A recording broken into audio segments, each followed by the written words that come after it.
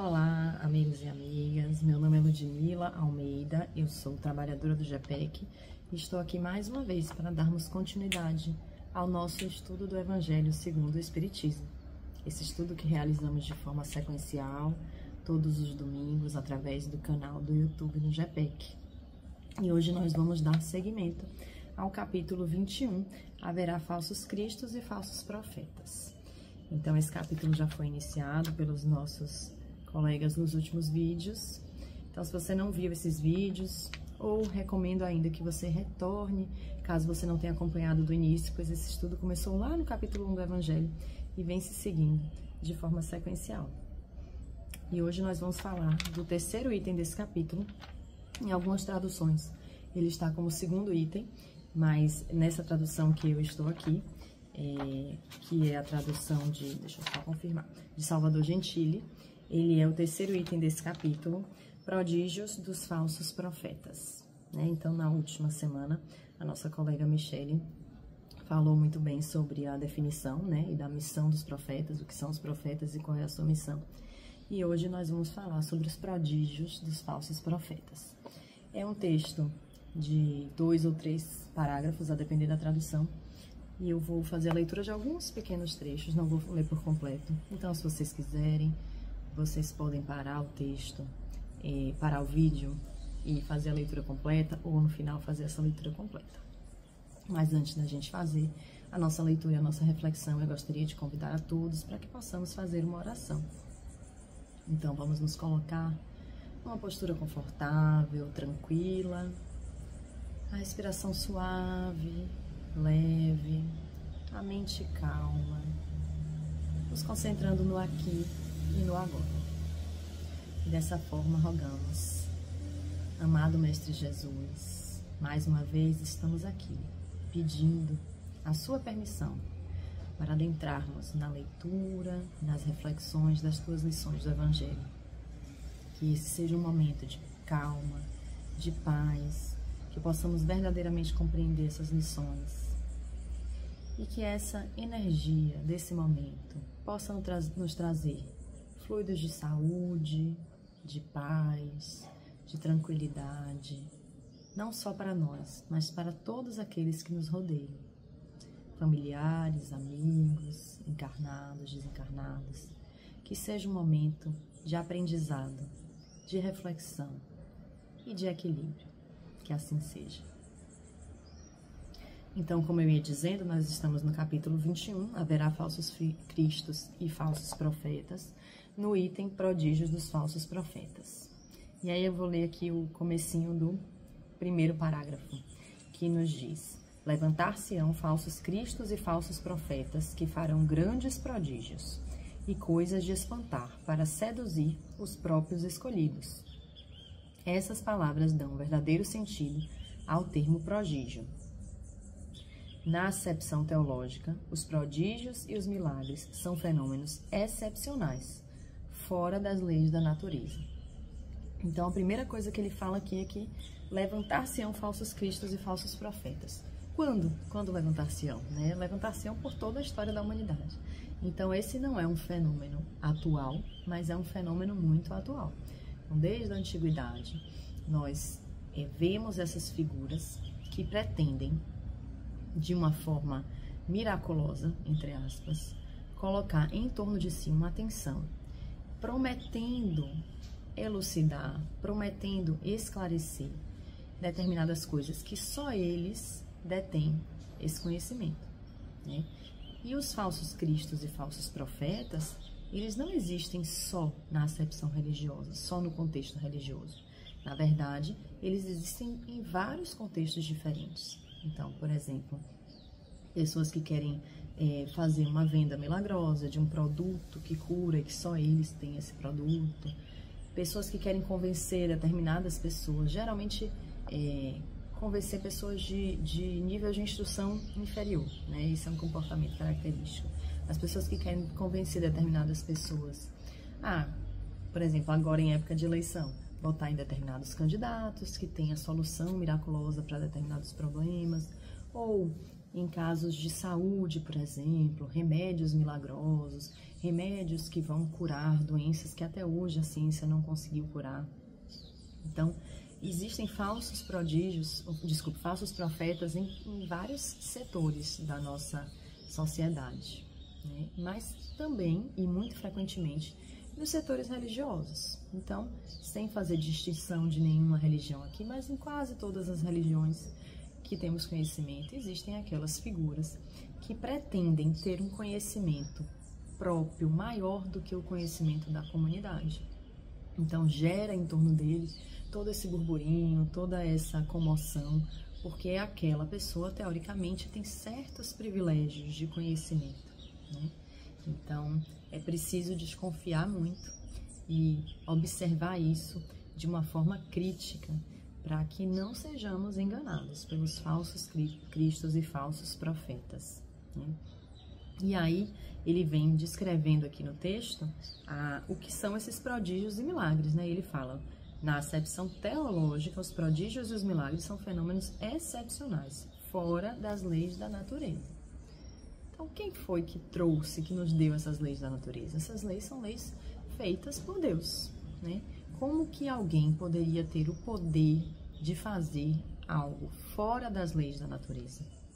Ou seja, esta pessoa ela teria o poder igual ou maior do que o poder de Deus, né? É algo para se pensar, porque se as leis foram dadas por Deus, apenas o próprio Deus, que é a força maior do universo, né, soberano, tem o poder de alterar essas leis caso ele queira. Mas uma pessoa aqui, nesse nível em que estamos de evolução, encarnada nesse nosso planeta amado, será que ela realmente tem uma capacidade igual ou superior de Deus para modificar essas leis da natureza, as leis naturais que regem o nosso planeta há milênios e milênios? Então, quando a gente vê algo diferente do padrão, no sentido de muito melhor, de muito mais fácil, de muito mais rápido, trazendo um resultado quase instantâneo e quase 100% perfeito, nós precisamos ficar atentos a esse tipo de apresentação. E aí o texto nos fala também sobre a questão de que esses falsos profetas, geralmente, eles se apresentam para pessoas que não têm os mesmos conhecimentos que ele tem, né? Então, por exemplo, dentro da área da saúde, se um profissional que queira vender um remédio, um suposto remédio miraculoso, se apresentassem para outros profissionais que também já estudam nessa área, que já compreendem sobre essas situações, eles não seriam aceitos. Eles seriam rapidamente refutados. Então, eles se aproveitam de pessoas que são de outras áreas, que têm um conhecimento menor, que estão em situações de sofrimento, de desespero, que precisam muito modificar a sua vida, mas não têm ainda esse discernimento para entender sobre aquelas especificidades para apresentar suas propostas, né? E assim nas outras áreas também, inclusive na área religiosa. Então, às vezes, são pessoas que querem vender passar uma proposta de uma redenção instantânea, né? De uma cura espiritual, sem que haja esforço, que você precisa fazer determinada ação, que nada tem a ver com o que realmente propõe Jesus para nós, para que possa alcançar um resultado de estar nos reinos dos céus, né? Então, a gente precisa ficar atento a tudo isso.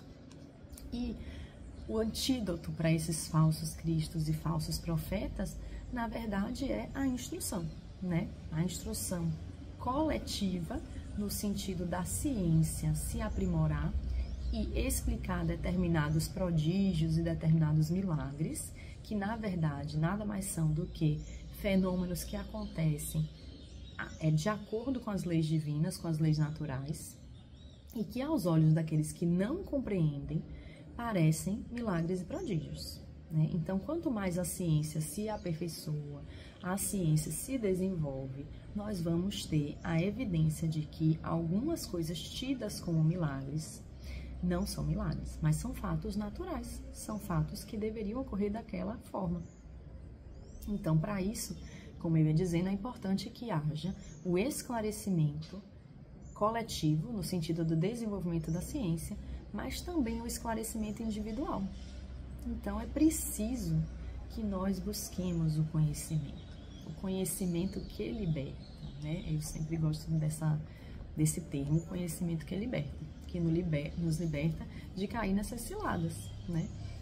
Então, se a gente se instrui, seja nos diversos âmbitos da vida material, seja na questão moral, porque a nossa moral ela é construída também com conhecimento, nós estamos mais aptos a perceber quem são esses falsos cristos e falsos profetas, né?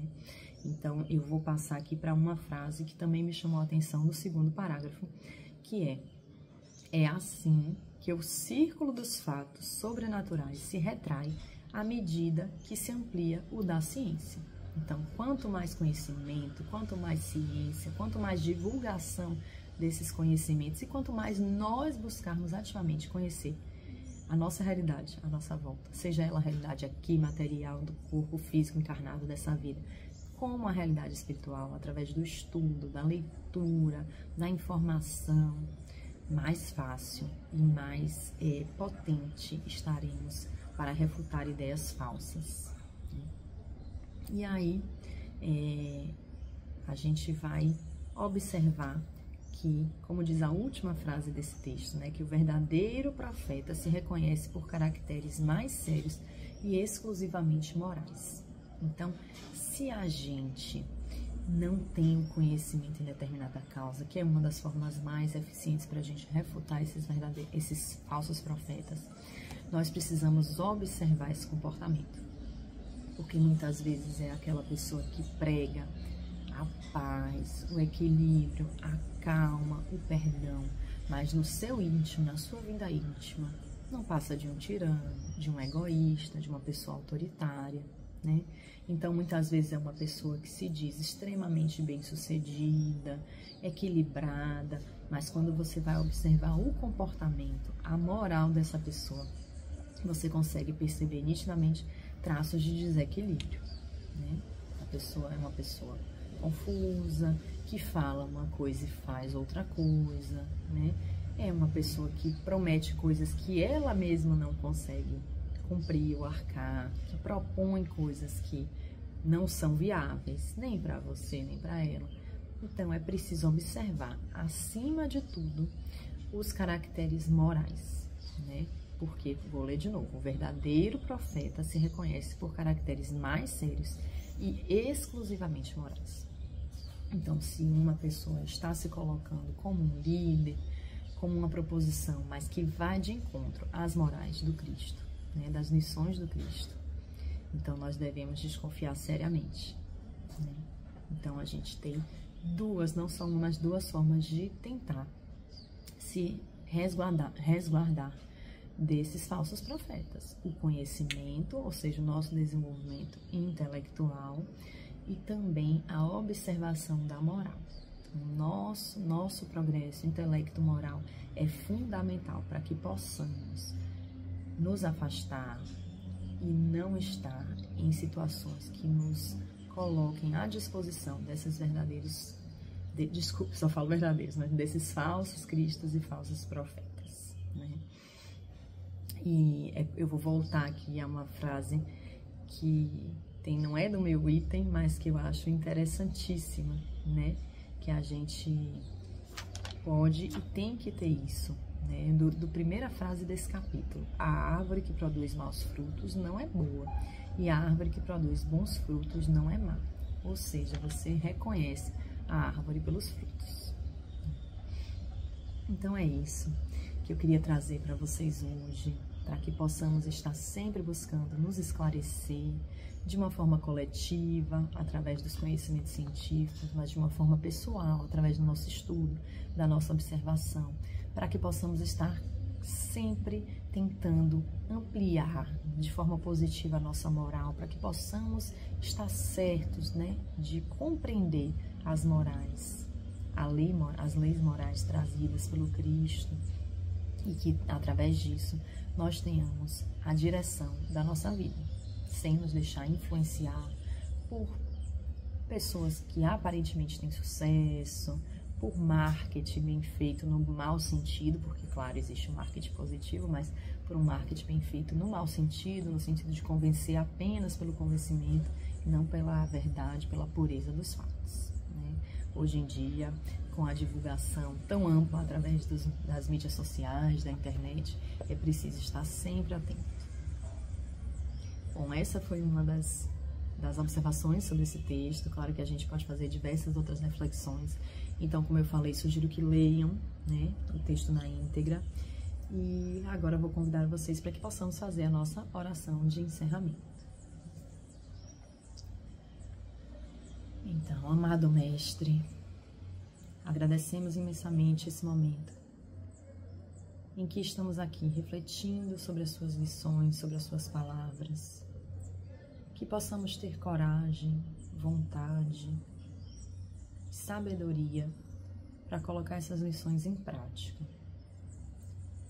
Senhor amado, abençoa a cada um de nós aqui nesse estudo, abençoa todos os trabalhadores dessa seara espírita, que possamos derramar bênçãos sobre as nossas casas, sobre a nossa comunidade, os nossos vizinhos, os nossos amigos, em especial, Senhor, sobre aqueles que sofrem nesse momento. As misérias da vida, de ordem material, de ordem mental, aqueles que estão doentes, desequilibrados, aqueles que estão em situações de violência, de abandono, todos aqueles que precisam do seu cuidado, muito mais do que nós, Senhor. Que seja uma semana abençoada, de paz, de tranquilidade, de crescimento pessoal. Que assim seja. Eu estava aqui concentrada, desculpe, lá vem o gatinho passando na frente de novo. Mas é isso, meus amigos, muito obrigada pela presença de vocês e vamos continuar no nosso estudo todos os domingos aqui no canal da GPEC, do YouTube. Até a próxima.